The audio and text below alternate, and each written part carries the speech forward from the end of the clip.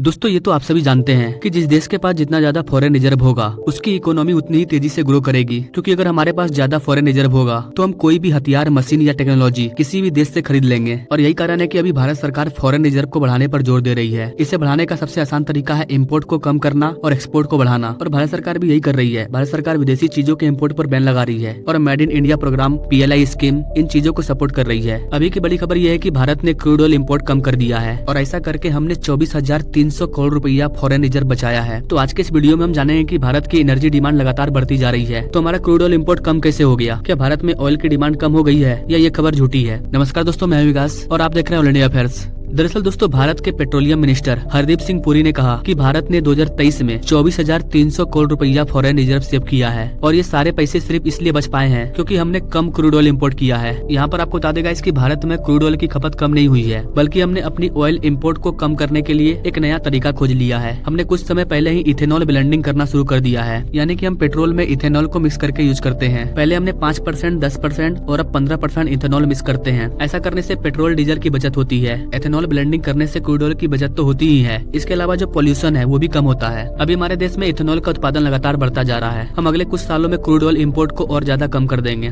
भारत ने crude oil में 24,000 करोड़ रुपया बचाया है। साथ ही पेट्रोलियम इंपोर्ट को कम करने से हमें 509 करोड़ रुपया का फायदा हुआ है। यहाँ पर आपको बता देगा इसकी एथेनॉल प्रोडक्शन में गन्ना, मक्का इन्हीं चीजों का इस्तेमाल किया जाता है। लेकिन अभी सरकार ने हाल ही में एथेनॉल उत्पादन के लिए गन्ना का उपयोग करने पर रोक लगा दिया था। इसके अलावा और भी कुछ समस्याएं हैं जिसकी वजह से हम ज्यादा एथेनॉल का प्रोडक्शन नहीं कर पा रहे हैं। सरकार का कहना है कि अगर हमने एथेनॉल प्रोडक्शन के लिए ज्यादा गन्ना इस्तेमाल किया तो फिर चीनी का उत्पादन कम हो जाएगा। क्योंकि गाइस आप सभी जानते हैं कि भारत में चीनी का उत्पादन के लिए गन्ना का यूज किया जाता है और भारत कई देशों को चीनी इंपोर्ट भी करता है। लेकिन इथेनॉल ब्लेंडिंग की वजह से चीनी बन नहीं पा रहा है और जो चीनी बन रहा है उसे हम भारत में यूज कर लेते हैं। और यही कारण है कि हम दूसरे देशों को चीनी इंपोर्ट नहीं कर पा रहे हैं, जिसकी वजह से नेपाल जैसे देशों में चीनी का दाम बहुत ऊपर चल गया है और उनको चीनी मिल नहीं पा रहा है। और गाइस हमें चीनी दूसरे देशों से इम्पोर्ट नहीं करना है, क्योंकि अगर हम इम्पोर्ट करेंगे तो फिर हमारा फॉरेन रिजर्व कम कैसे होगा। तो सरकार का प्लान है कि गन्ना के अलावा और भी कुछ चीजें हैं या कुछ ऐसे वेस्ट मटेरियल होते हैं जिससे हम एथेनॉल का प्रोडक्शन कर सकते हैं। लेकिन अभी इन चीजों की टेस्टिंग की जा रही है। अगर ये टेस्टिंग सही रही तो हम वेस्ट मटेरियल का यूज करके इथेनॉल ब्लेंडिंग करेंगे। एक रिपोर्ट के अकॉर्डिंग अब भारत में 20% इथेनॉल मिक्स किया जाएगा, यानी कि भारत में E20 आ जाएगा और 2025 तक सभी पेट्रोल पंप पर E20 फ्यूल मौजूद होगा। हम हर जगह 20% इथेनॉल ब्लेंडिंग करेंगे, लेकिन इसके लिए हमें इथेनॉल प्रोडक्शन को बढ़ाना होगा और तभी हम 20% इथेनॉल ब्लेंडिंग के टारगेट को अचीव कर पाएंगे। इसके लिए सरकार भी किसानों से रिक्वेस्ट कर रही है कि वो ज्यादा से ज्यादा गन्ना का उत्पादन करें। पहले कम गन्ना का उत्पादन किया जाता था क्योंकि हम सिर्फ शुगर यानी कि चीनी बनाते थे, लेकिन अब हमें ज्यादा ज्यादा इथेनॉल का प्रोडक्शन करना है, इसलिए गन्ने का उत्पादन भी बढ़ाना होगा। यहाँ पर गाइस आपको बता दें कि अमेरिका भी लंबे समय से इथेनॉल ब्लेंडिंग करता आया है, क्योंकि इससे पोल्यूशन भी कम होता है और ऑयल का इंपोर्ट भी कम होता है। तो दोस्तों ये थी भारत के ऑयल इंपोर्ट और फॉरेन रिजर्व की लेटेस्ट अपडेट। आपको क्या लगता है गाइस, भारत 2025 तक 20% इथेनॉल ब्लेंडिंग कर पाएगा? आप अपने राय कमेंट बॉक्स में जरूर दीजिए और ऐसे ही लेटेस्ट अपडेट के बारे में जानने के लिए हमारे चैनल से जरूर जुड़िए। Now thank you for watching. मिलते हैं अगले वीडियो में नई जानकारी के साथ, तब तक के लिए जय हिंद।